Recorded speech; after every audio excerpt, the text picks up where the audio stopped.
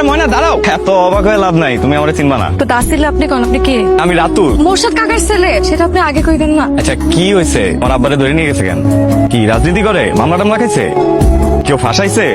আর বাবা কি হয়েছে? কি করছে উনি? আব্বা চুরি করছে। চুরি করছে? আমি না এত করে কইলাম যে চুরি করো না, চুরি করো না, না আর চুরি করা লাগবে। কাল স্বর্ণ চুরি করতে যাই ধরা খাইছে। কি খাইছে না খাইছে কিচ্ছু কইতে পারি না। আচ্ছা আচ্ছা আচ্ছা, তুমি কান্দো না। চোরে কিন্তু আপনি লাই দিয়ে দিতেছেন। আজকে মাইশের ঘরে ঢুকছে, কালা কিন্তু বাজারের ভিতরে ঢুকবো। আরে বাবা, ওই 3 ভরি স্বর্ণ চুরি করছে, কমসে কম ওর 3 বছরের জেল হইতো। আর আপনি তারে 16 ঘন্টার মধ্যে ছাড়াই নিয়ে আইছেন। এইভাবে তো মানুষ চোরেও মারে না। মাংস হয়েছে? একটু হয়ে গেছে আপা। চোরের সংসার করে জীবনটা ধ্বংস করার দরকার আছে? এখনো সময় আছে, বয়স আছে, ওরে ছাইড়া দাও। আর মেয়েদের কথা ভাবছো, আর বিয়ে দেওয়া লাগবো না? এখন বিয়ে না দিলে ঘরের মধ্যে বসে থাকে তো বুড়া হয়ে যাবে, তখন কে বিয়ে করবো? ভাইজান আপনার তরকারি বাইরে দিব। ময়না একটু পানি ঢেলা দিবা?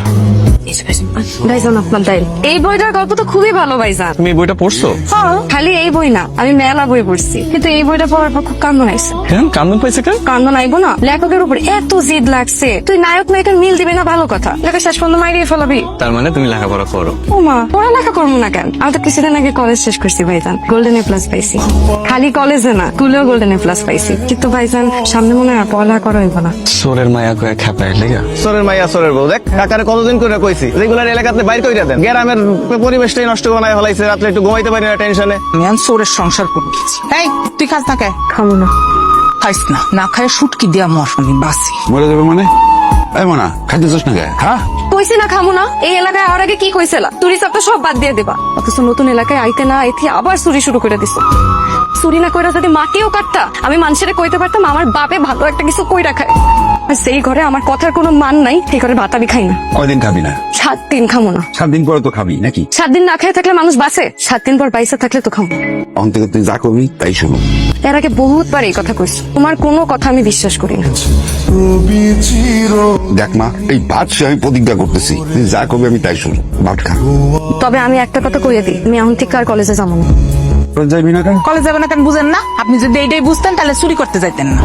যাজ্ঞা যাওয়ার দরকার নেই, লেখাপড়া করার দরকার নেই। আমার মেয়ে খায় পুরো বড় হইব। কত বড় স্বপ্ন আছে, খামো না তোমাকে ঘরের ভাত। এই ভাত নষ্ট করে না ময়না। কে পড়ালেখা ছেড়ে দিলে হইব? তোমরা আমাকে শিক্ষিত মা দাও, আমি তোমাদেরকে শিক্ষিত জাতি দিই। কথাটা কে বলছে জানো?